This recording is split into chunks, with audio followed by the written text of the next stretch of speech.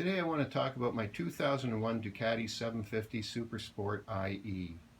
In 1972, Paul Smart and Bruno Spaggiari finished 1-2 at the Imola 200 on Ducati 750s that were based on the just-released GT.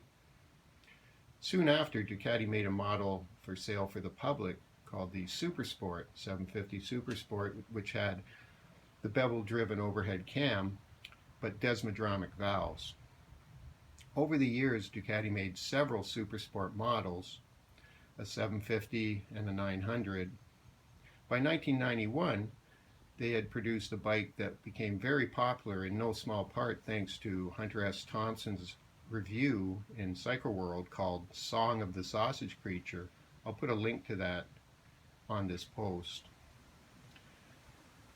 However, by the end of the 90s, the Ducati Monster and other naked bikes were cutting into the sales of the Supersport and the fully fared models, and Ducati decided they needed to update the Supersport.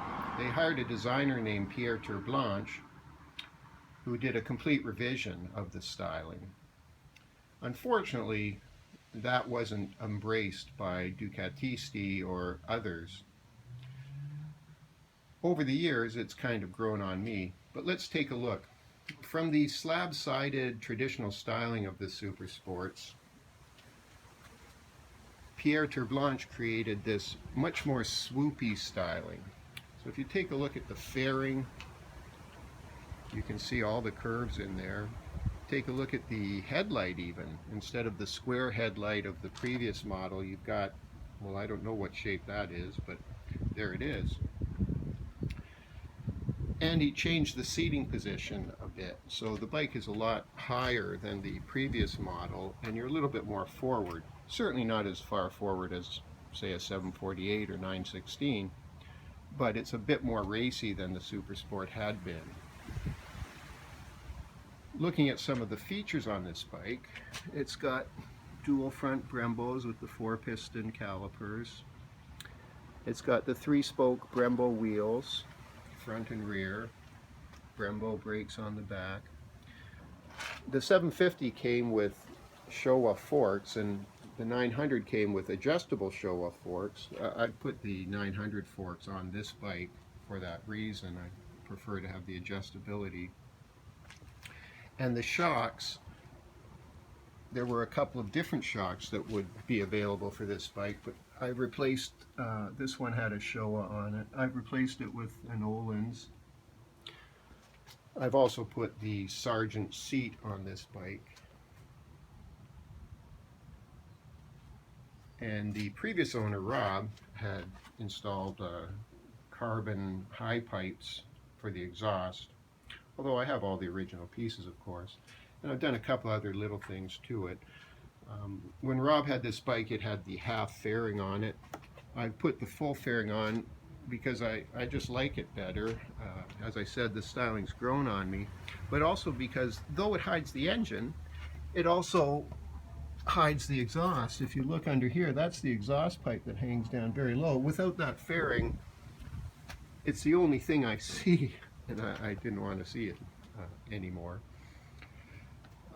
The bike weighs 403 pounds, produces just over 60 horsepower.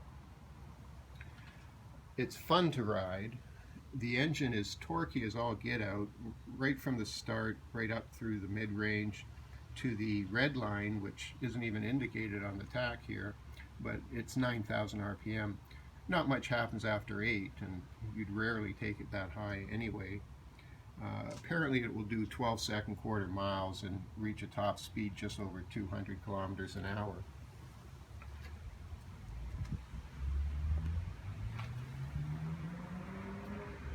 It handles very nicely, it's solid, stays on its line like most Ducatis do.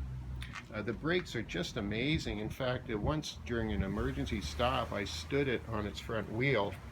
Happily, I've got experience doing that, or could have ended badly, but it's